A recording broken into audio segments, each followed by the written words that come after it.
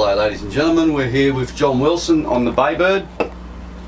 We're going to talk about the recent floods that not only affected the northern rivers in New South Wales but also parts of southeast Queensland, including the Brisbane River. And John had his boat, the Baybird, anchored up the river near Jindalee. And I remember I came on board on what day was that, the Tuesday, probably about the 21st, 22nd, I think we linked up just prior. Yep, and then it wasn't a couple of days after that that the heavens opened and everything started flooding. So, welcome John, how are you?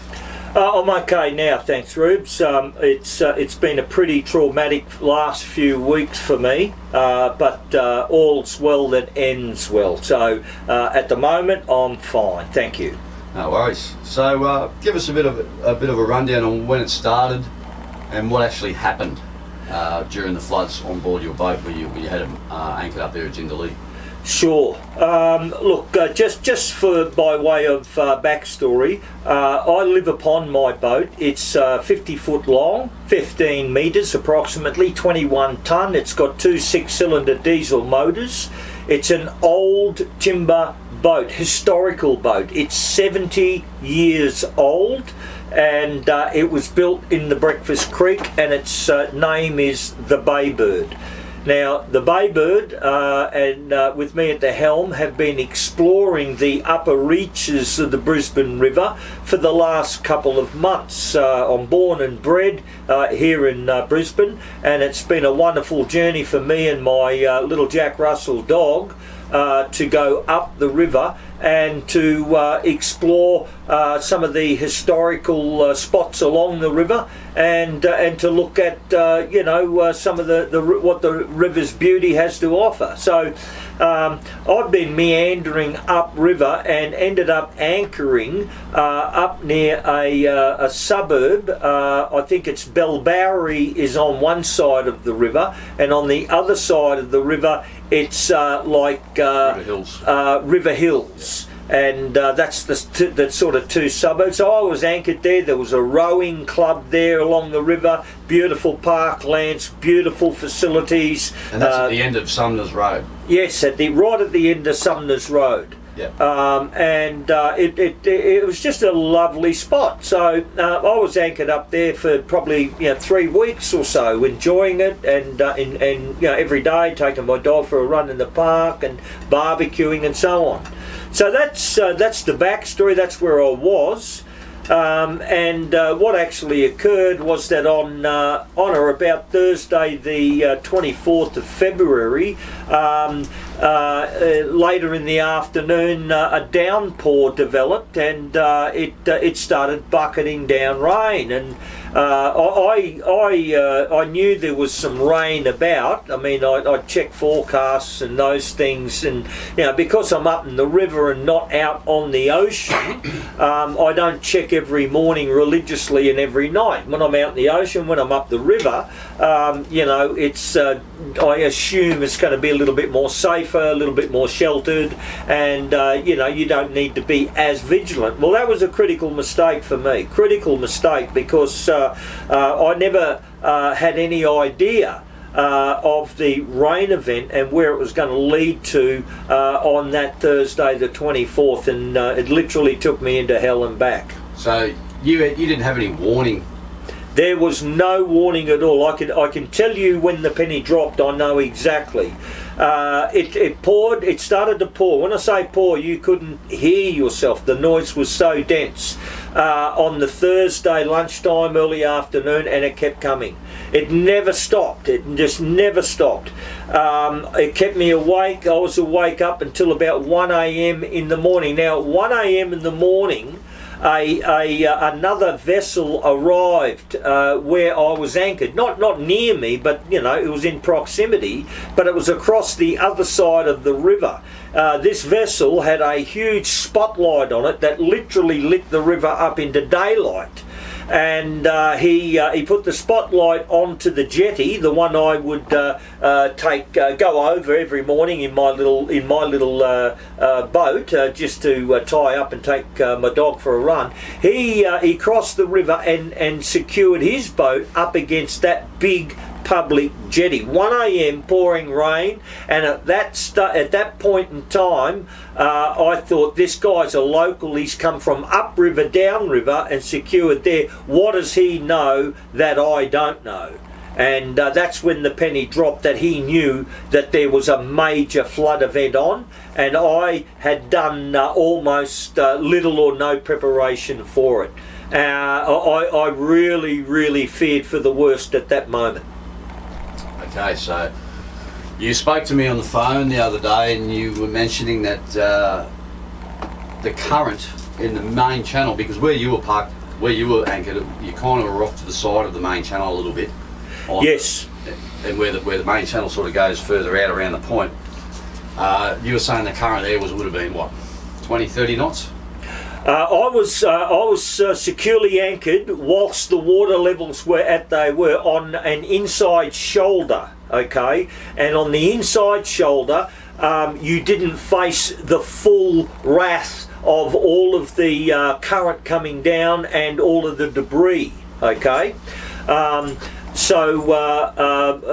that's where I was anchored. But on the outside edges of where the current was at its strongest, that was at that stage running at least 15 knots. At least 15 knots.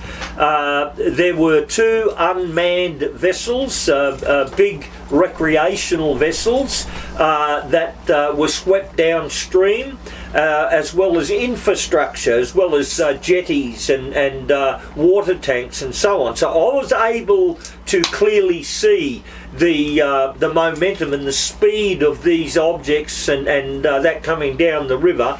And whilst I had no technological means of measuring it, being a boatie, I could tell it was running at least 15 knots or more in speed. Yeah, amazing, and full of debris too, like being a washing machine full of lumps of 4B2 basically, wouldn't it? As dangerous as, yes, as dangerous as. Mind you, and I've looked at the footage afterwards of further downstream in the Brisbane River where I was copying the debris from the Bremer River, yes, and the upper reaches of the Brisbane River, which was bad enough. But it was no way as dangerous in volume and speed and the reach of this debris coming further down the river, because it would literally reach right across the river. Again, I was on the inside shoulder of a river bend, and so a lot of it swept on the outside, where the water was deeper and the current was much stronger. Yeah, and if you ever go to that place in normal times when there's no flood on, you can actually see the mud flat that comes out, the shoulder you're talking about, and then the main channel sort of goes around there. Yes. But at the height of the flood, when the flood waters peaked, you also said to me the other day that all that was visible was the tops of the trees and koalas. You were seeing koalas in the tops of the trees. Yeah. Well, the river is... The river is much narrower up in these places. There's like narrow necks and very high banks. Not flat flood plains, and where the river hits and widens out, and so the current was very dangerous and very fast, and the waters rose very quickly. I had my marine equipment on, my navigation and my depth sounder sonar marine equipment running, and at one stage I was up 17 metres above my normal anchorage water. So I know how much water I was in. I was in like say 7 or 8 metres of water, and that's what I was anchored at, so I knew that's how much water was normal. So more than 50 foot. Yeah, it went up, up to 17 metres higher. Now, when I was up at that level, I was up, 2 things had happened. The river obviously widened, dried out. So those gum trees, those big gum trees that were up on the river banks, well away from the water's edge, were now in the water. They were now in the water. And secondly, because of the height of the flood, I was now floating 17 metres higher up those gum trees. So I'm literally looking at the tree tops where I was floating and hanging on for life and death. And it got to that point. My anchor had broken, it had become loose. I mean, anchorage works, and I'm only just talking loosely here.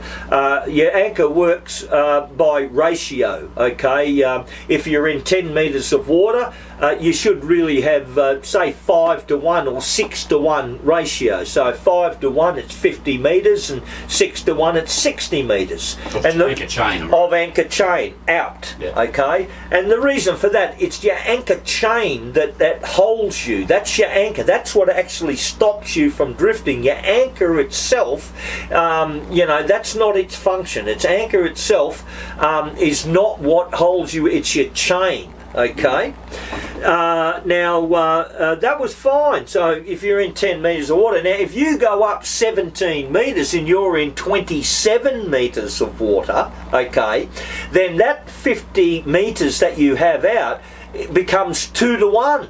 2 to 1, not 5 to 1 or 6 to 1. It becomes 2 to 1, which is not good enough in that in a flood with that much pull. It just dislodges. It instead of pulling your anchor low, you're up high and you pull it out. Pull it up, yeah. And away you go. So my anchor had dislodged, and the situation being middle of the night, like 2 a.m. How many times do you reckon? Four times that I can remember. Yeah. 4 times. It pulled. I had nearly 100 metres of anchor chain out, which is all I had. Had nothing left. And I was going backwards at about probably 10 to 12 knots, backwards in pouring rain and in pitch black. You can't see anything, you can't hear anything because of the rain and the river raging around you. So you can't hear anyone yell or anything like that. The noise was deafening, into pitch black, going backwards, knowing that there were all these big ghost gums and grey gums and all that, all in the water, and at any time you could get smashed up against them. Yep.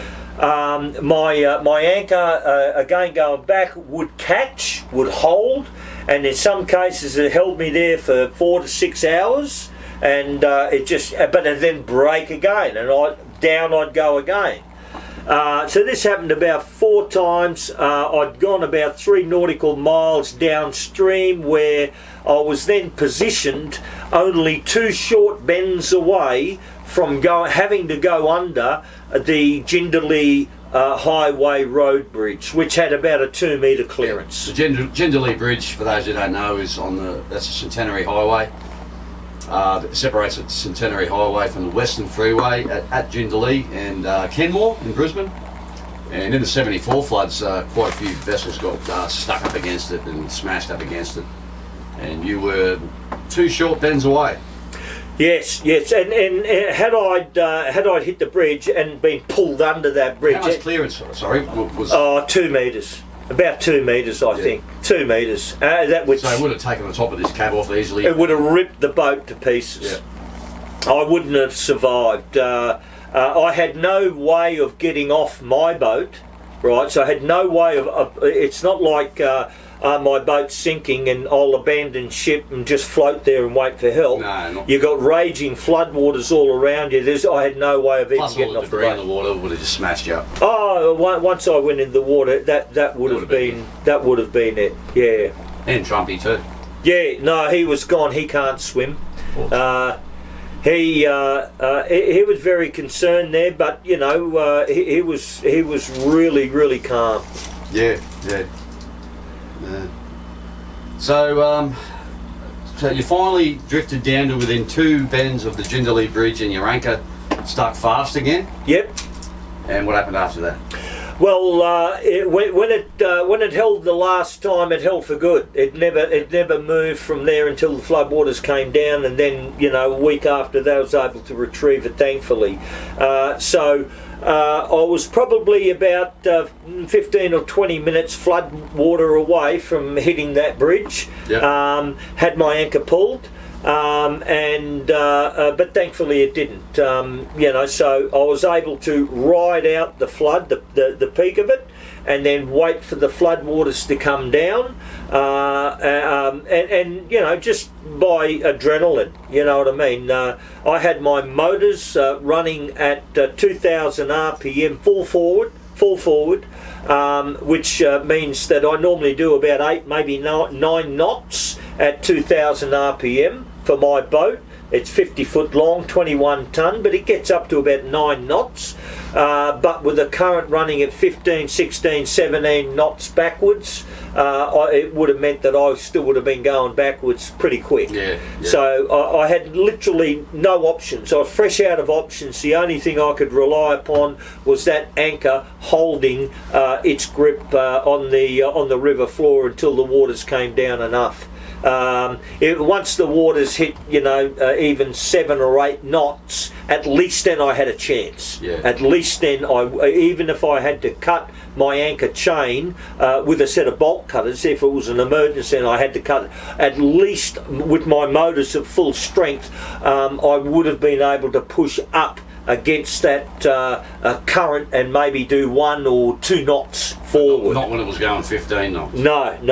You would have been going backwards about 6 or 7 knots. Correct. Full steam ahead. That's it. That would have been the mathematics, yeah. And at that. And see, the thing is, once the nose of your boat, if you got it going absolutely true into the current, you're fine. But the moment you go a little bit off centre and that current hits the side of the boat, it just pushes your whole boat to one side. Yeah. No, you no control, no power to push against it, no control to manoeuvre into it. You're at its mercy. You are. So, well, we're glad you got through that all right, mate. So tell us a story about because you had your tender out as well, your little polycraft. Yep. And you had a couple of people come down and help you. On what day was that? Look, I can't remember. I think it was like... because the VMR and the cops wouldn't help you, would they? Well, no, I was up there for nearly 2.5 weeks. I endured, let's say, 4 days of life-threatening, touch and go life-threatening. It was 3 to 4 days. I just had no idea whether I was going to live or die. And then secondary after that, I had probably 4 days of survival. But I still had to hang in there because the water levels had to come down. The peak had passed, but I still had to stay there and survive as the waters come past. Yeah. After the waters had subsided, I then had to survive on the boat, right, for another week or 10 days after that. This is the end of it, where I wasn't in danger of being swept away. That danger has subsided, but I was in danger of no food, no water, and no medication. Yeah, because you told me you were running low on drinking water, didn't you? Well, I wasn't able to get off my boat because my dory, the boat that I used, the tender, its fuel tank had been swept away, so that had been ripped off the boat. So I had no power to be able to get off the boat, and I wasn't able to retrieve the anchor from out the front of my boat, so I could take my main boat, the Baybird itself, because it had several ton of debris wrapped around the anchor chain. So I just couldn't retrieve the anchor by myself. I needed help. I pleaded with the Queensland Water Police. I rang them up at Pinkenba. They were useless, absolutely useless. No help whatsoever.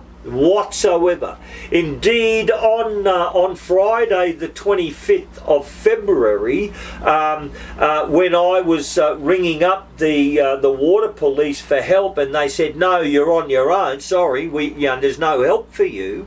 A short time later, holy baloney, up comes a big, powerful, brand new, like 600 horsepower rib from the water police, and they rescued 2 millionaires' catamarans that were floating down the river, with nobody on board. Yeah. So they had a water police boat, right, there, able to get underneath the Jindalee Bridge, able to do all this sort of stuff, rescuing property, insured property belonging to millionaires, when I was screaming out to them and waving to them, and even if they would have taken my dog off the boat, which would have been a huge responsibility because he was going to die, there's no way in the world. I mean, I knew I was going to drown, but I didn't want my dog to drown unnecessarily,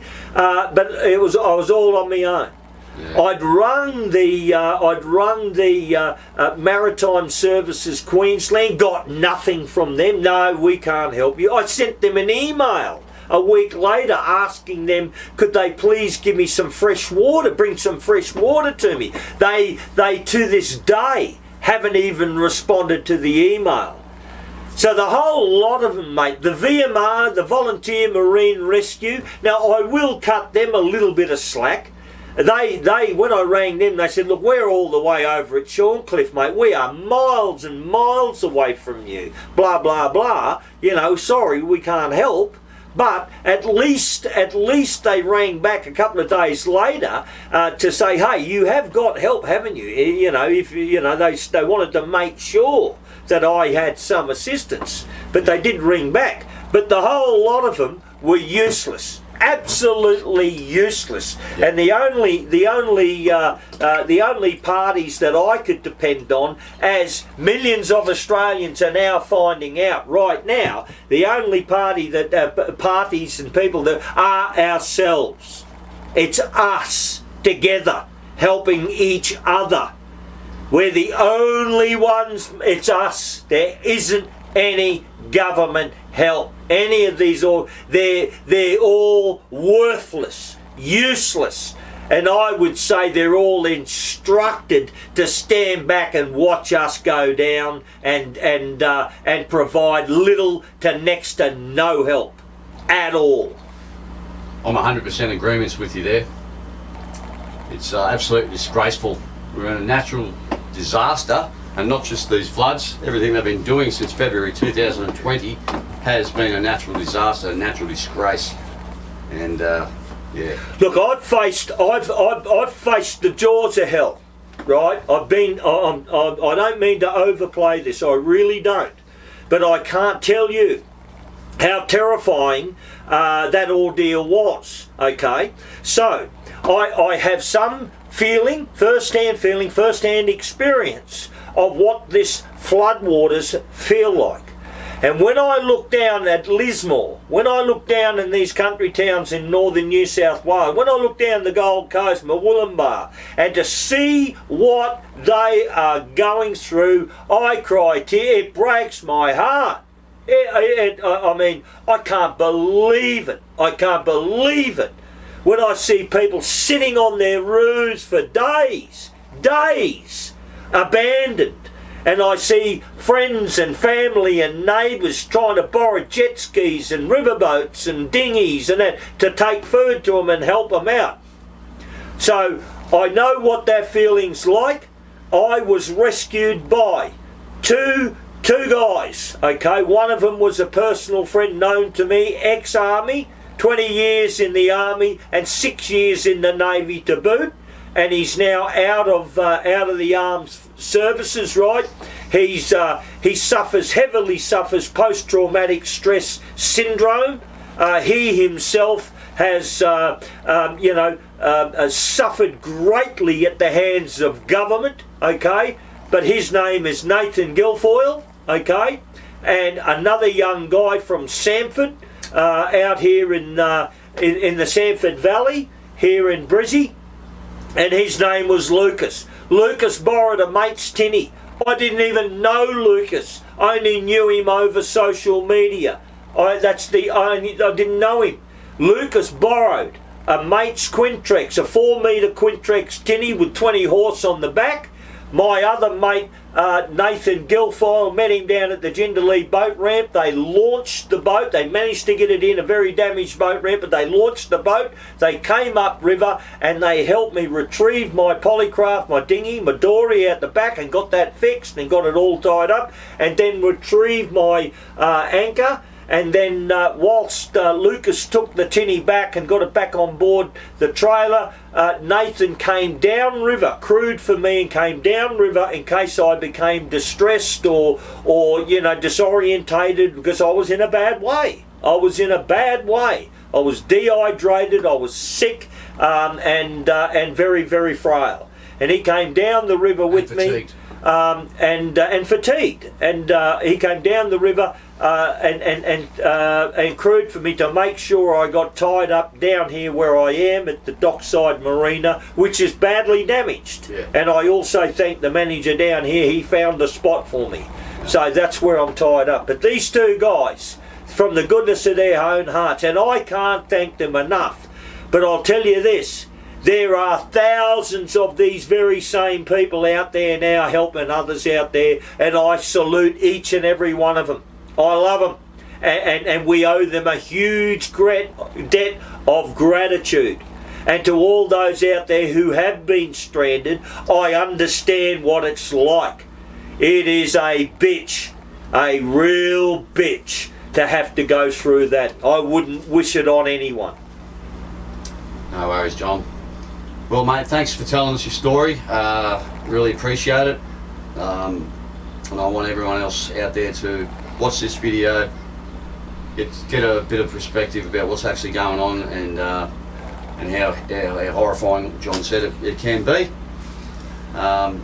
So just thanks again to everyone, and thanks again, John, for telling us your story, mate. Thanks, Rubes.